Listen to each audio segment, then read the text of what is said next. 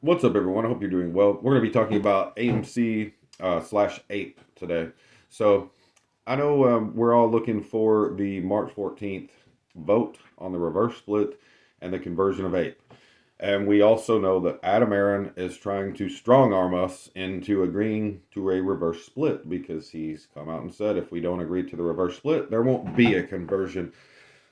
So, I wanted to really take some time, get some time, and take some time to think about this before I commented on it. And I'm going to explain to you why I'm voting no on the reverse split. I want to say that a reverse split does not trigger a short squeeze, and it does not affect short sellers in a material way. So that's the first thing. Secondly, if Aron cannot save AMC by forcing a short squeeze and profiting and benefiting off a short squeeze, if he is too stupid to do that, that sounds like a personal problem, But you don't juice investors in order to save your company. The same retail that's credited with saving AMC when they were going into bankruptcy, it's just highly unethical, and he knows what he's doing. You know, why do you think GameStop never did a stock split and then, you know, the GameStop plummets, around 55%, and then let's say, he has some ape shares, and then those plummet 90%, right? I never trusted it from the beginning, right? But anyways, so we already have these issues, right? So here's another issue you have to understand. The whole value in regard to the short squeeze, it's supply and demand. There's like really no shares left to borrow, right? So, very high demand, very little supply. What does that mean? Well, it's a very high cost to borrow. So, shorts are paying out the rear, they're under extreme pressure. But what happens when you do a reverse split and 90% more shares are available? It's nearly 500 million shares.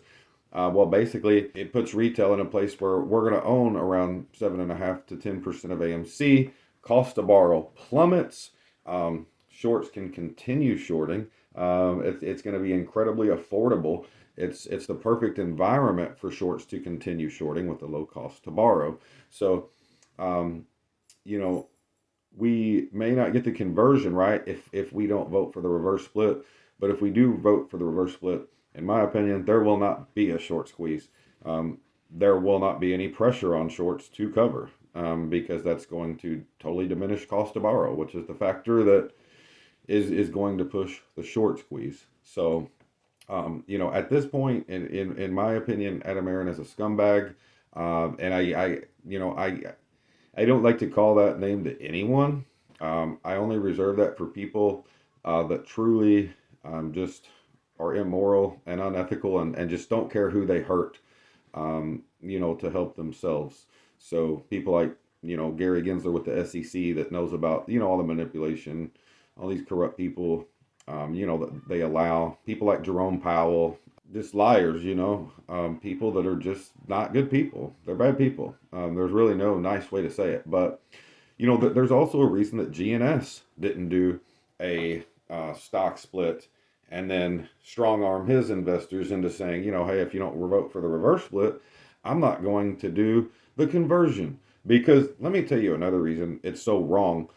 If he was going to do that with a stock split, and then later on, do you really believe that the idea just popped in his head that, oh, I got an idea. If they don't agree to the reverse split, I won't do a conversion. This was his plan all along. So you can't tell me that Adam Aaron is not a scumbag, or he would have said flat out, listen, this is what we're doing with Ape stock. My plan is to be translucent and honest with investors and let you know that, hey, down the road, there won't be a conversion back to AMC unless you agree to get diluted 90%. And I mean, truly, if you don't understand how damaging it is to have a 100% increase in your average cost and have 90% less shares, It's a real big problem. As I said, let's just use Charles Payne as an example because he's someone who's spoken about how many shares or the value of his shares he owned at what cost, right? So he bought AMC at $40. You know, I mean, you can do the math yourself, but I mean, AMC is going to have to go to $400 just for him to break even. That's insane. This should never happen. And why would it go to $400 with the super low cost to borrow? It wouldn't. We'd be damn lucky to get $70, which is or wherever AMC is at. So, for example, let's just assume, and I'm just throwing out a number here. Let's just assume when it's time to do the reverse split, let's just assume that AMC is at $5 and Ape is at $5, right? So $10 combined.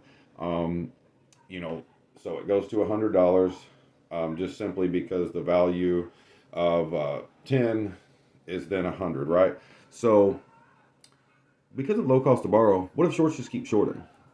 What if the price gets back down to $4 or $5 and you have 90% less shares? You're wrecked. You are totally wrecked in this play. So I don't know how long I'm going to hold. It's a terrible thing that he's doing. It's not good. Um, this is not financial advice. As always do your own research and you do this at your own risk. If it was easy, everyone would do it.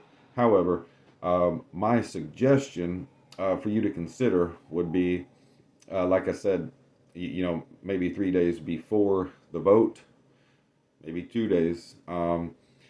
I would consider getting out of Ape and getting AMC because that's where the real pressure is. I wouldn't put anything past these people. It's inherently more risky to hold Ape because what if it is no? I mean, Ape will plummet and be delisted, plain and simple. So AMC is the inherently risky. Let's play. The only difference is you get a better dollar cost average. Your average price is better if you buy Ape. You can buy double the shares because it's half the price, half the lower average cost, assuming there is a reverse split. You're far better off, right? That's why I was suggesting a wash sale, because if you're unwilling to recognize a loss that's going to be there regardless, um, let's just say your average cost is 30, and just so that, you know, down here that says what your loss is, just so that don't go away, you'd rather AMC get to $400 than do a wash sale and be have an average cost of $50 instead of $400, because again your average cost is going to go up 1,000%. So this is a serious problem. And then, like I said, I wanted to really have some time to think about this. The one thing I never want to do is say anything that would steer anyone wrong. Um, but yeah, I'm voting no.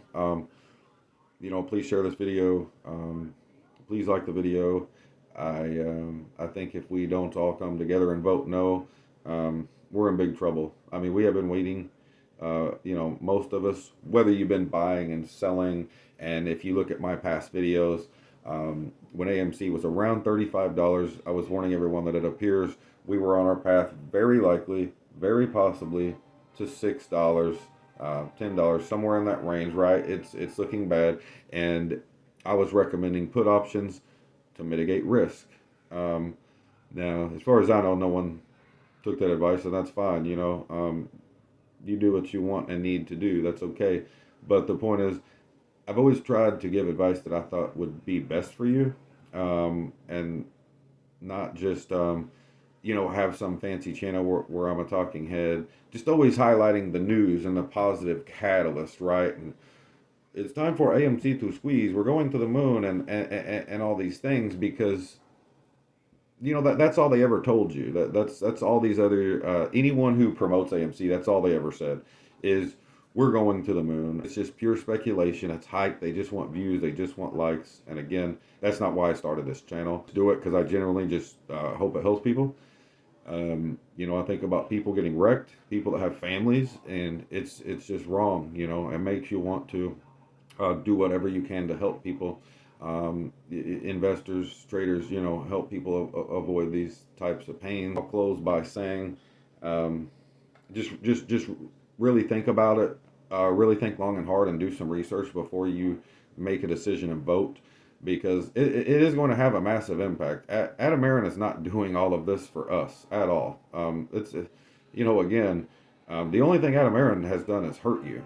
I don't care about popcorn, AMC merch, Apple Pay, Crypto Pay. Honestly, I don't care if AMC makes it, especially at this point.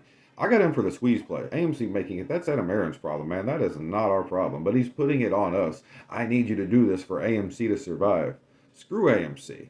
We got in this for a squeeze play. I don't invest because I care about the companies. I invest because this is what I do for a living, to make a living.